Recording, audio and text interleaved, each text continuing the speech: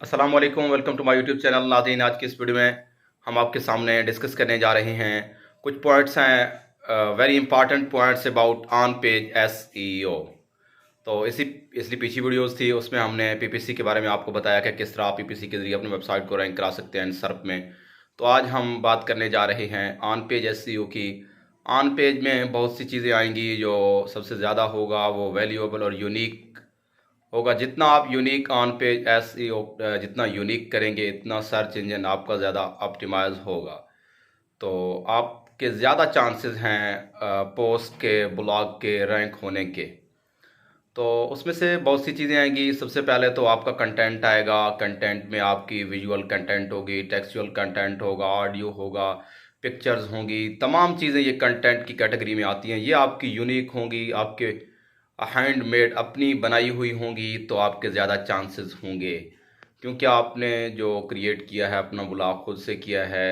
ये basically on page basically वो work होता है जो आप खुद अपने हाथ से करते हैं, जो आपके अपने हैंड में होती है, जो आप खुद करते होते हैं उनमें से। इसके अलावा इंटरलिंकिंग भी ऑन पेज इस तरह होती है कि अगर आप किसी कोई आर्टिकल पोस्ट करते हैं, कोई ब्लॉग लिखते हैं, तो ब्लॉग पोस्ट क्रिएट करते हैं, वहाँ पर वो जब पब्लिश करते हैं उसके बाद कोई दूसरा ब्लॉग उसके रिलेटेड अगर लिखना चाहते हैं, बनाना चाहते हैं, तो आपने अपनी पिछली जो ब्लॉग पोस्ट होगी उसका लिंक इसमें दे देना है। ये इंटरलिंकिंग बेसिकली ऑन पेज है।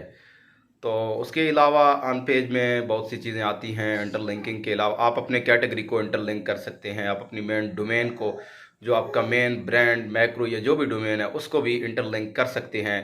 ऑन पेज ही में आएगा ये इंटरलिंकिंग भी। इसके बाद टेक्निकल एसईओ भी ऑन पेज में आएगा। किस तरह आपने सर्वर को, होस्ट को और डोमेन को टेक्निकली हैंड करना है। और इसके अलावा प्लगइन्स होंगी, प्लगइन्स, ये तमाम चीज़ें जितना आप साइट का लुक को बेहतर करेंगे, अपीयरेंस को, ये तमाम चीज़ें ऑन पेज में आएंगी। और इसके अलावा उसका स्पीड को किस तरह आपने ऑप्टिमाइज़ करना है, स्पीड किस तरह अच्छी तरह से उसका स्पीड को बढ़ाना है, ये भी ऑन पेज में ही आएगा। आप अपने पेजेस की जितनी भी अच्छी सेटिंग करेंगे, जितना भी उसको बेहतर करेंगे, ये तमाम चीज़ें ऑन पेज एसईओ ही में आएंगी।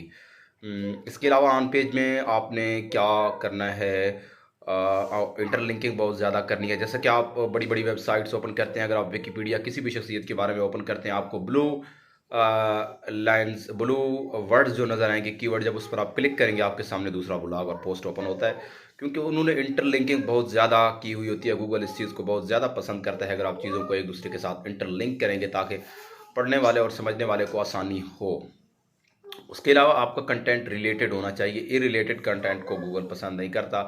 अगर कोई चीज़ सर्च कर रहा है, तो उसी सर्च के रिलेटेड ही आपका कंटेंट होना चाहिए। लेट्स सपोज मैं आपको बताता हूँ, अगर आप एक कीवर्ड है कैमरा, कैमरा लिखेंगे, तो कैमरा लिखने के बाद आपके सामने जो कंटेंट आएगा वो जो ई कॉमर्स की वेबसाइट आपके सामने आएगी, क्योंकि ज़्यादा लोग कैमरा कीवर्ड सर्च करके कैमरा बाय करना चाहते हैं।